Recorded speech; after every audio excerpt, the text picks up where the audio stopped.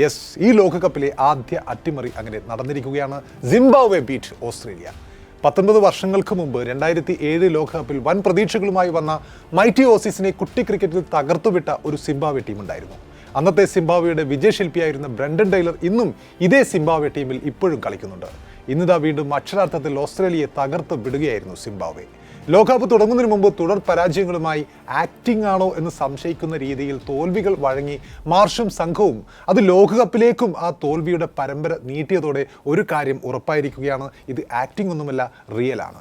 T20 ക്രിക്കറ്റിലെ ഓസീസിന്റെ ദൗർബല്യങ്ങൾ ഇപ്പോൾ വെളിവായി തുടങ്ങിയിരിക്കുകയാണ്. കൊളംബോയിലെ ആർ പ്രേമദാസ സ്റ്റേഡിയത്തിൽ 23 റൺസിന്റെ അവിശ്വസനീയമായ വിജയമാണ് സിംബാബ്വെ സ്വന്തമാക്കിയത്.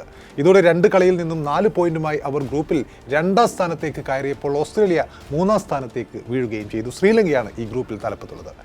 170 റൺസിന്റെ വെല്ലുവിളി ഉയർത്തുന്ന വിജയലക്ഷ്യമാണ് ഓസ്ട്രേലിയക്ക് മുമ്പിൽ സിംബാബ്വെ നൽകിയത്. പക്ഷേ തുടക്കം മുതൽ കങ്കാരുപ്പടയ്ക്ക് ബാറ്റിംഗ് തകർച്ച നേരിടേണ്ടി വന്നു.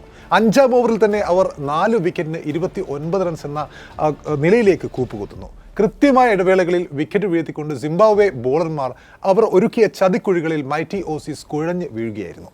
തകർപ്പൻ ബോളിങ്ങിലൂടെയും കണ്ണഞ്ചിപ്പിക്കുന്ന ഫീൽഡിങ്ങിലൂടെയും സിംബാബ്വെ ഓസീസിനെ വരിഞ്ഞു കെട്ടുകയായിരുന്നു ഒരു ഘട്ടത്തിൽ. 4 വിക്കറ്റ് എടുത്ത പേസർ ബ്ലെസ്സിംഗ് മുസറബാനിയാണ് ഈ ഓസീസിന്റെ അന്തകനായത്. Brad Evans 3 വിക്കറ്റുകളും പിഴുകയുണ്ടായി. അതിനൊപ്പം തന്നെ ഒടുവിൽ 3 ബോൾ ശേഷിക്കെ 146 റൺസിന് ഓസീസ് ഓൾ ഔട്ട് ആവുകയായിരുന്നു. മാറ്റ് റൺഷോ 65, ഗ്ലെൻ മാക്സ്വെൽ 31 ഇവരൊഴികെ മറ്റാരും ഓസീസ് നിരയിൽ പൊരുതി നോക്കിയില്ല എന്നതും മറ്റൊരു കാര്യമാണ്. ഇതിൽ മാക്സ്വെൽ 31 റൺസ് നേടിയെങ്കിലും അദ്ദേഹത്തിന്റെ സ്ട്രൈക്ക് റേറ്റ് ഒക്കെ 100-നടുത്തുള്ള സ്ട്രൈക്ക് റേറ്റ് മാത്രമേ ഉള്ളൂ. ഒരു ഇഴഞ്ഞ ഇന്നിംഗ്സ് ആയിരുന്നു മാക്സ്വെൽ അടക്കമുള്ള വെറ്ററൻ താരങ്ങൾ കാഴ്ചവെച്ചത്. അപ്പോൾ 44 പന്തിൽ 5 ഫോറും 1 സിക്സറും ഉൾപ്പെട്ടതായിരുന്നു റൺഷോയുടെ ഇന്നിംഗ്സ്.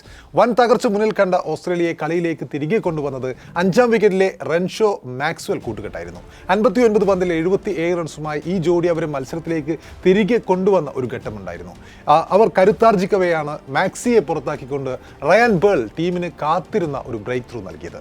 അതിനുശേഷം പിന്നീട് ഒരു ജോഡിയെയും അധിക നേരം ക്രീസിൽ നിൽക്കാൻ സിംബാബ്വെ അനുവദിച്ചതുമില്ല. ഒടുവിൽ 146 റൺസിന് കൂടാരം കയറുന്നു മൈറ്റി ഓസീസ്.